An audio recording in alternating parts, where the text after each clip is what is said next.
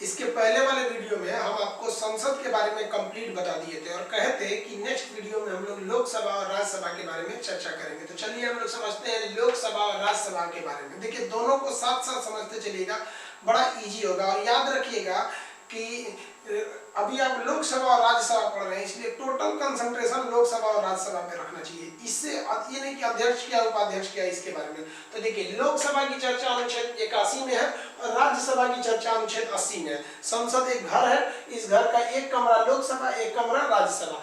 संवैधानिक हिसाब से, संविधान के हिसाब से यानी ऑफिशियली राज्यसभा को ज्यादा अहमियत दिया जाता है, लेकिन रियल में लोकसभा के पास ही पावर होता है। अब इसके बारे में हम लोग चर्चा करते हैं। लोकसभा जो होता है, लोकसभा का चुनाव जनता प्रत्यक्ष चुनाव करती है। लोकसभा में चुनाव कौन करता है? जनता। जैसे 2019 में हुआ था, अब 2024 में होगा। राज्यसभा का चुनाव कब होता है पता ही नहीं चलता है। ये राज्यसभा का चुनाव कैसे होता है ये उस टॉपिक पे समझेंगे। तो जनता प्रत्यक्ष चुनाव करती है, इसलिए इस सदन को, किसको?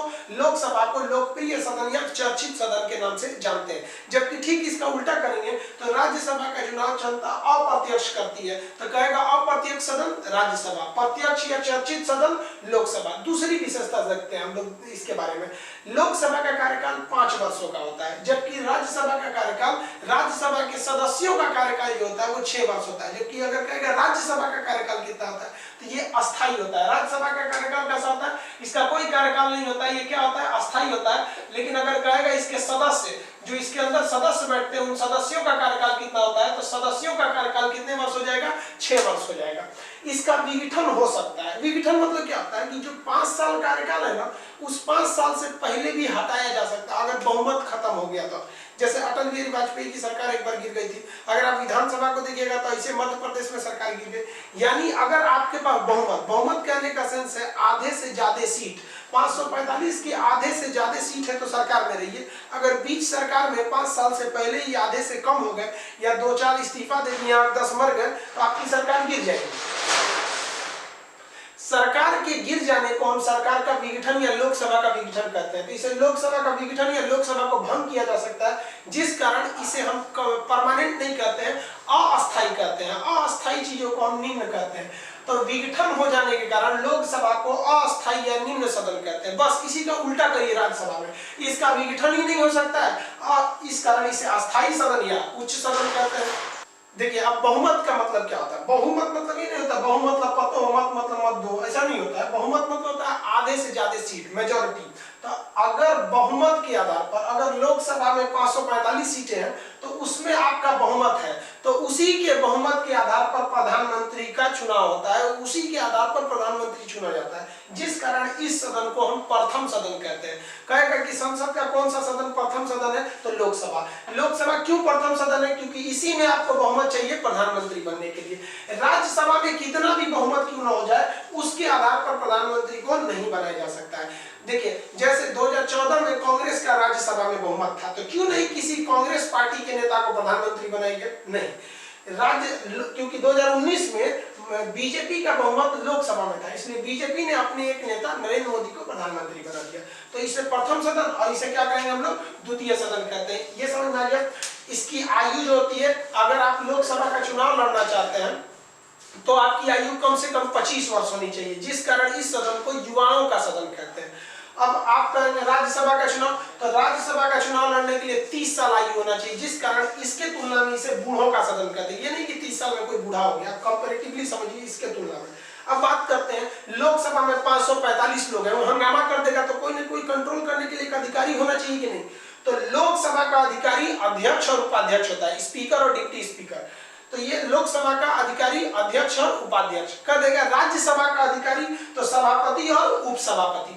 तो अब ध्यान से समझिए, लोकसभा का अधिकारी अध्यक्ष उपाध्यक्ष, राज्यसभा का अधिकारी सभापति उपसभापति, यानी संसद में कुल कितने अधिकारी? 4 अधिकारी बैठ जाते हैं इसके हिसाब से। तो समझ में आ गया आपको? लोकसभा का अध्यक्ष उपाध्यक्ष संसद हो गया, राज्यसभा का सभापति उपसभापति। लेकिन अभी क्या करता है कुछ लड़का, गलती क्या करेगा कि वो यही अध्यक्ष और उपाध्यक्ष के बारे में पढ़ने लगेगा। गलत है बाबू।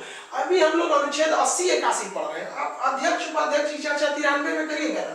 सभापति उपसभापति के बारे में 89 में हम लोग पढ़ेंगे ना, वो ट्रैक से भटक जाएंगे। अभी आप ट्रैक पे रहिए, ये समझिए। बोर्ड टीचर लोग भी पढ़ा देते हैं यहाँ पर। अरे भाई आप समझिए, एकदम कॉम्प्लिकेटेड कर देंगे किसी चीज को तो नहीं समझ पाएंगे। अभी आपका मेन फोकस रहना चाहिए लोकसभा और राज्यसभा पे, इससे हटके कहीं मत जाइए। तो ये समझ में आ गया इसके अधिकारी क्या होते हैं। इसमें मैक्सिमम संख्या कितनी होती है, 552 होती है, लेकिन वर्तमान में कितनी है, 545 है। अभी ये क्यों है ये हम आगे समझेंगे। इसके कहेगा लोकसभा का अधिकतम संख्या 552, वर्तमान संख्या 545। अब इसी की तुलना अब राज्यसभा से कही। राज्यसभा में मैक्सिमम कितने होते हैं, 250 सदस्य होते हैं, और वर्तमान में कितने हैं, 245। अब इसमें मनोनीत, मनोनीत का मतलब होता है राष्ट्रपति अपने मन से नियुक्त कर देते हैं, किसी को मनोनीत कर देते हैं। तो राष्ट्रपति कितने को मनोनीत करते हैं, 2 एंग्लो इंडियन को मनोनीत करते हैं। किसमें करेंगे, लोकसभा में, किस अनुच्छेद के तहत, 331 के तहत। अब वही अगर राज्यसभा की बात करेंगे तो राज्यसभा में भी राष्ट्रपति मनोनीत करते हैं अनुच्छेद 80 क के तहत। कितने लोगों को, 12 सदस्यों को। वो कहां से आते हैं 12, या तो विज्ञान में अच्छा हो, समाज सेवा में अच्छा हो, या फिर कला में उनको अच्छी रुचि हो। जैसे अब देखिए इनको रंजन गोगोई को राष्ट्रपति ने राज्यसभा के लिए क्या कर दिया, मनोनीत कर दिया उसको, उन्हें।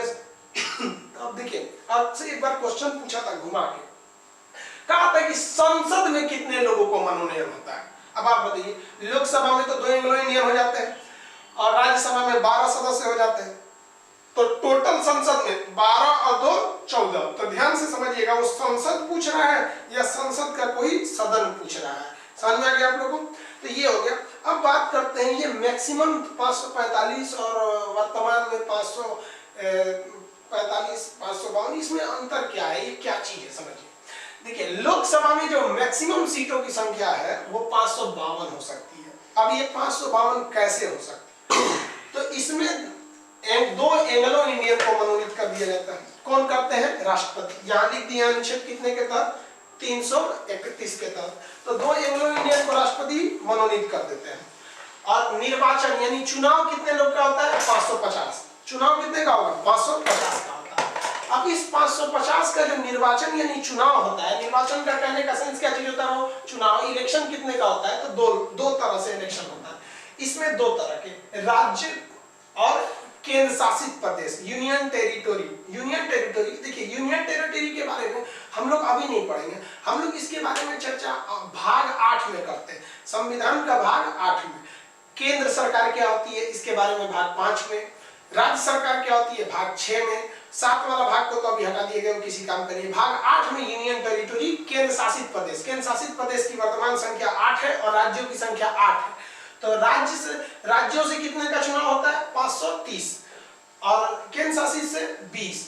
टोटल कितना, ये अभी नहीं हो रहा है, ये मैक्सिमम ऐसी संभावना है। अब यहां हम पहले समझ जाते हैं एंग्लो इंडियन क्या होता है। देखिए एंग्लो इंडियन में कंफ्यूज मत होइएगा।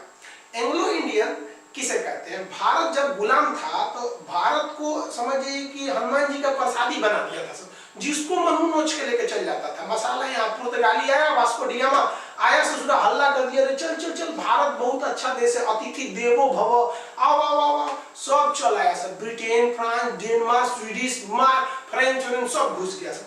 यहाँ आके भारत को थूर थार के रद्द कर दिया। हम लोग क्या है, हम लोग कम उस समय अतिथि देवो भव, वो सब बहुत खतरनाक था सब। लोग भारत में आके हमला कर देता था सब। हम लोग थोड़ा सा कमजोर पड़ गए, लोग छोटे छोटे राजा में बढ़ गए लोग, हम लोग वही शक्ति भी नहीं थी, मारा सब, धो धा के रद्द कर दिया सब भारत को वहां पर और कब्जा कर लिया सब। तो वो लोग जब कब्जा किए तो यहीं पर वो अपना खानदान बसा लिया सब। 2-4 आए सब, यहीं पे शादी ब्याह सब कर लिया सब। पुर्तगालियों ने तो शादी के लिए मतलब प्रेरित भी किया था, यहीं से शादी कर लो तुम लोग वहां पर। तो जब शादी की है तो उनसे जो बाल बच्चे पैदा होंगे वो यहीं रहते थे। तो पीढ़ी दर पीढ़ी 200-250 साल बाद जब देश आजाद हुआ तो उस समय भी कई 1940-45 के बाद जो शादी किए थे सर, उनको क्या पता था कि 47 में हमको यहाँ से जाना पड़ेगा। जब 1947 में जब देश आजाद हुआ तो जो छोटा अंग्रेज जो था सब ना, वो ब्लैक वाला मुर्गी अंग्रेज सब, तो अंग्रेज वाला ना बीवी बच्चों को यहीं छोड़ दिया सर, अपने चल गया सर इंग्लैंड, वहां जाके दूसरा ब्याह कर लिया। उन लोगों के लिए शादी ब्याह करना कोई बहुत बड़ा बात थोड़ी होता है। शादी करना मतलब एक सिम कार्ड खरीदना, उस तरह से शादी है, तुम जा तुमसे नहीं इससे शादी करें। वो उन बीवी बच्चों को यहीं छोड़ दिया सर। वो यूरोप वाला हो, चाहे पुर्तगाल वाला हो, चाहे फ्रेंच वाला हो, चाहे इंग्लैंड वाला हो, सब छोड़ छाड़ के चला गया। अब वो बीवी बच्चे यहीं रह गए। अब उनका कौन ध्यान देगा, तो संसद में उनका प्रतिनिधि रखा गया, उन्हीं को हम एंग्लो इंडियन कहते हैं। ये एंग्लो इंडियन को संविधान में जगह दिया गया, कहा गया कि राष्ट्रपति इच्छा अनुसार 2 को मनोनीत कर लेंगे। अब एंग्लो इंडियन कहते किसको है? तो वैसा लड़का जिसकी माता तो हिंदुस्तानी है लेकिन बाप यूरोप के किसी एक देश का, देखिए अन्य महाद्वीप की चर्चा नहीं करिएगा, या यूरोप के किसी एक देश का नहीं, देखिए यूरोप वाले ही यहाँ आए थे। तो एंग्लो इंडियन एक तरह से ये गाली का शब्द होता है, समझ में आया ना, कि भारत में इसको एक तरह से गाली समझा जाता है। देखिए ये गाली है नहीं, लेकिन इसको एक तरह से अजीब मानना से देखी जाती है कि अंग्रेज आया सा बाल बच्चा पैदा करके छोड़ छाड़ के चला गया, तो उन्हें एंग्लो इंडियन कहते हैं। समझ में आ गया आप लोग को एंग्लो इंडियन? तो संविधान के अनुच्छेद 331 के तहत एंग्लो इंडियन के लिए 2 सीटें आरक्षित की गई थी। ये याद रखिएगा, 95वां संविधान संशोधन 2009 में कहा गया कि 2020 तक 2 एंग्लो इंडियन का मनोनयन संविधान में किया जाएगा। अब ये 2020 चल रहा है, अब इसमें कोरोना घुस गया है, अब कोरोना जब खत्म होगा, सदन चलेगा, तब देखा जाएगा कि इनकी सदस्यता यानी ये प्रावधान आगे बढ़ाया जाता है या नहीं बढ़ाया जाता। समझ में आ गया? तो ये एंग्लो इंडियन का किसे कहते हैं, ये समझ में आ गया होगा आप लोग को। तो ये अधिकतम संभावित संख्या है।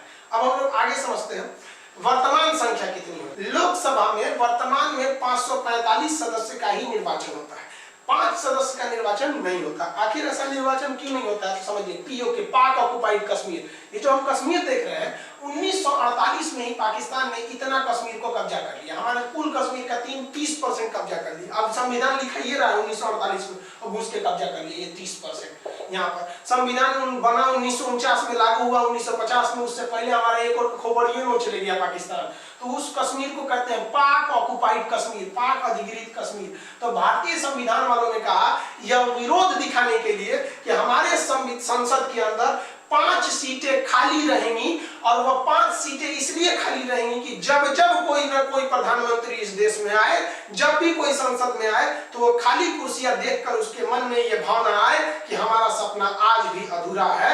हम वो सीटें तभी भरी जाएंगी 5 जब हम ये पीओके को लेकर आएंगे, और यह पीओके एक ना एक दिन आएगा। बकरे की अम्मा कब तक खैर मनाएंगी, एक ना एक दिन हम इसको लेकर आएंगे, और जब लेकर आएंगे तो हम लोग के लिए भी फायदा होगा। ये नहीं पढ़ाना पड़ेगा कि अधिकतम इतना, वर्तमान इतना। पीओके के लिए हम लोग 5 सीटें रख देते हैं। तो वर्तमान में हम लोग अभी पीओके यानी पाक ऑक्युपाइड कश्मीर को नहीं ला पाए हैं, तो अभी संख्या कितनी है? 545। इस 545 में 2 तरह से चुनाव कितने का होता है? 543 का। मनोनीत कितने होते हैं? 2 एंग्लो इंडियन होते हैं। अब देखिए, निर्वाचन में भी 2 तरह का, स्टेट वाले मिलकर 530 सदस्यों का निर्वाचित कर देते हैं, और यूनियन टेरिटरी, केंद्र शासित प्रदेश जैसे दिल्ली है, दिल्ली में केंद्र शासित प्रदेश अकेले दिल्ली में 7 सीट है।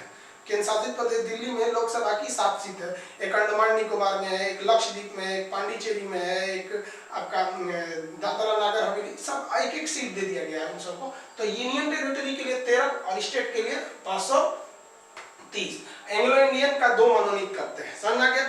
अगर कोई एक एंग्लो इंडियन इधर से कहीं से चुनाव जीत के आ गया, तो इधर 2 का मनोनयन नहीं किया जाएगा, तब 1 का किया जाएगा। मान लिया कि 2 एंग्लो इंडियन कहीं से चुनाव जीतकर आ गया, तब यहाँ 1 का भी राष्ट्रपति मनोनीत नहीं करेंगे। ये एंग्लो इंडियन समझ में आ गया? तो ये आप कंपैरेटिवली समझ गए, लोकसभा क्या है, राज्यसभा क्या है। अगर लोकसभा राज्यसभा समझ गए ना, तो यही आप सबको समझ में आएगा विधानसभा और विधान परिषद। इसका आप एक स्क्रीनशॉट लीजिए, जब तक हम तुरंत उसको समझाते हैं। देखिए, हम आपको लोकसभा और राज्यसभा के बारे में कंप्लीट बता देंगे। देश चलाने की जिम्मेदारी केंद्र सरकार की रहती है। अब हम केंद्र और राज्य की तुलना करते हैं। बहुत लड़का कंफ्यूज होता है, लोकसभा, राज्यसभा, विधानसभा, विधानमंडल, विधान परिषद, ये क्या चीज होते हैं? देश चलाने की जिम्मेदारी केंद्र सरकार की होती है। केंद्र सरकार की सारी चर्चा संविधान के भाग 5 में किया गया है, ठीक है। वैसे ही प्रांत यानी राज्य प्रांत की चलाने की जिम्मेदारी राज्य सरकार की रहती है। इसकी चर्चा भाग 6 में किया गया। देखिए, वो 5 और ये 6। अब देश कहां से चलाए जाते हैं? तो संसद से। तो राज्य कहां से चलाए जाते हैं? विधानमंडल से। कहां से? विधानमंडल से। देश चलाने वाले संसद के कितने अंग? 3 अंग, लोकसभा, राज्यसभा, राष्ट्रपति। उसी तरह राज्य चलाने वाले विधानमंडल के कितने अंग? 3 अंग, विधानसभा, विधान परिषद, राज्यपाल। तो इधर राज्य में अगर बात करिएगा, राज्य में, तो राज्य में हो जाता है विधानसभा, विधान परिषद और राज्यपाल। केंद्र में लोकसभा, राज्यसभा, राष्ट्रपति। इन तीनों को मिलाएंगे बनेगा संसद, और नीचे में विधानसभा, विधान परिषद, राज्यपाल को मिलाएंगे बनेगा विधानमंडल। विधानमंडल एक कमरा है, इस कमरे में 2 सदन। जिस तरह से संसद एक कमरा है, इसके 2 सदन, एक लोकसभा, एक राज्यसभा। उसी तरह विधानमंडल एक कमरा है, इसके 2 सदन, एक लोकसभा, एक राज्यसभा। देखिए, लोकसभा तुलना रखता है विधानसभा से। लोकसभा का सदस्य बनने के लिए 25 साल, तो विधानसभा का सदस्य बनने के लिए भी 25 साल। जो जो विशेषता लोकसभा की वही सारी विशेषता विधानसभा की। अब राज्यसभा तुलना रखता है विधान परिषद से। राज्यसभा में जाना है तो 30 साल, विधान परिषद में जाना है तो भी 30 साल। संसद का सबसे मुख्य अंग मतलब एक तरह से तीसरा अंग राष्ट्रपति, तो विधानमंडल का राज्यपाल। राष्ट्रपति बनने के लिए 35 साल, तो राज्यपाल बनने के लिए भी 35 साल। समझ आ गया। केंद्र में बैठा है संसद। संसद के कितने अंग? 3 अंग, लोकसभा, राज्यसभा, राष्ट्रपति। कितने सदन? 2 सदन, लोकसभा, राज्यसभा। उसी तरह राज्य की जिम्मेदारी विधानमंडल। विधानमंडल के कितने अंग? 3 अंग, विधानसभा, विधान परिषद, राज्यपाल। कितने सदन? 2 सदन, विधानसभा, विधान परिषद। हम आपको इन दोनों के बारे में कंप्लीट बता दिए, आप इससे तुलना कर सकते हैं। बाकी डिटेल के बारे में जानकारी के लिए हम भाग 6 में चर्चा करेंगे। राज्यपाल की अलग से चर्चा करेंगे, राष्ट्रपति की अलग से चर्चा करेंगे। जब तक आप इसका एक स्क्रीनशॉट लीजिए, नेक्स्ट वीडियो में बताएंगे आगे।